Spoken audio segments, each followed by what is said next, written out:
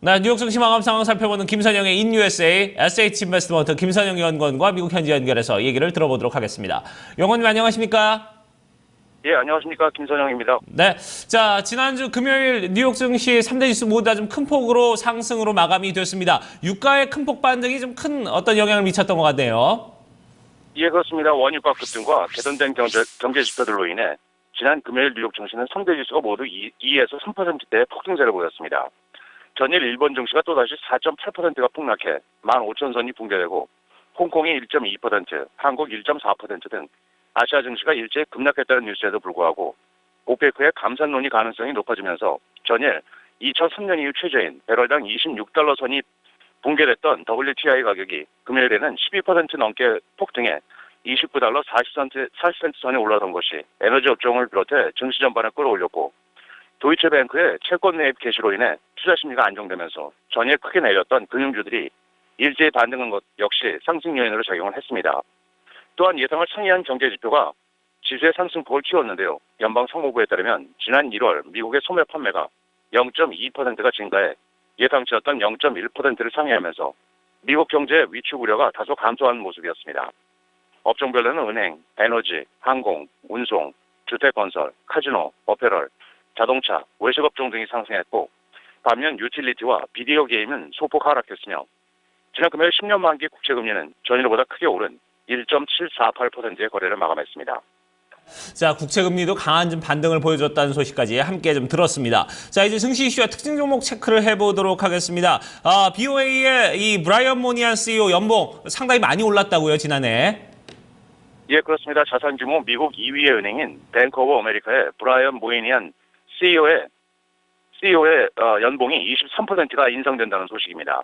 BOA의 공시에 따르면 지난해 회사와 관련된 법적 문제를 성공적으로 해결한 브라이언 모이니안 CEO의 연봉은 전년에 1,300만 달러에서 1,600만 달러로 23%가 인상이 되는데요. 공시에 따르면 기본급은 150만 달러로 유지되지만 1,450만 달러는 스탁 그랜트 형식으로 지급받았고 연봉 가운데 절반은 앞으로 3년간 성과에 연동이 돼 있어서 온전히 23%의 연봉 인상을 받기 위해서는 BOA가 정한 총 자산 수익률과 유형 장부 가치 등의 목표를 달성해야 한다는 소식입니다. BOA는 지난해 연방준비제도의 재무 건전성 평가의 일환으로 리스크 관리 절차와 자본 투자 계획을 다시 제출하는 등 규제기관과 갈등을 빚기도 했지만 모예니안 CEO는 BOA의 비용을 24% 삭감하는 등 위기를 무사히 넘겼다는 분석을 얻고 있습니다. 지난주 금요일 주요 종목들입니다.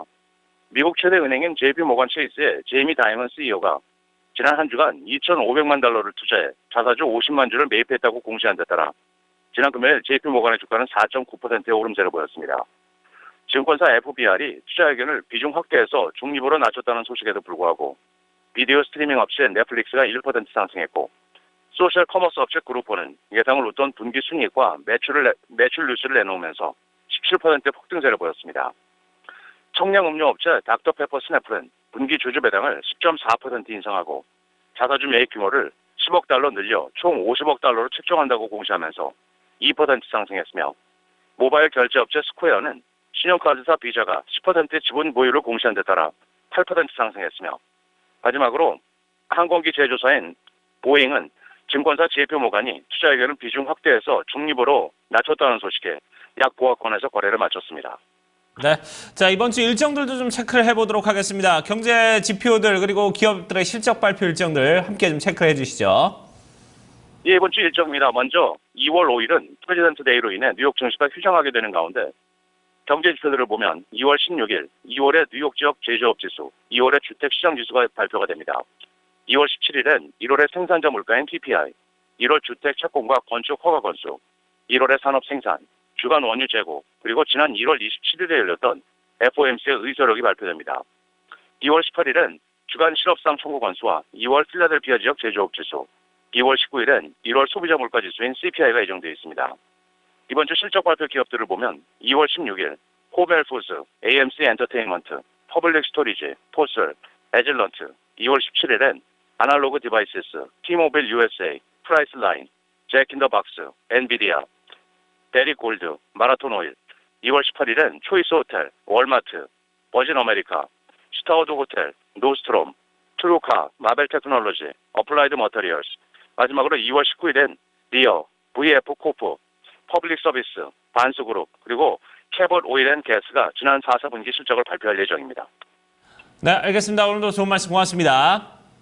예, 고맙습니다. 네, 자 이렇게 해서 저희가 미국 현지 연결해서 뉴욕 증시 마감 상황 체크를 해봤습니다. 자, 강한 반등을 보였던 뉴욕 증시에 과연 이제 오늘 우리 증시에도 어떤 긍정적인 영향을 미칠 수 있을지 이런 부분도 한번 기대를 좀 해보도록 하겠습니다. 자, 그러면 지수별로 흐름은 좀 어떻게 흘러갔는지 자세히 알아보도록 하고요. 또 지수에 영향을 미쳤던 외신 소식도 함께 좀 체크를 해보도록 하죠.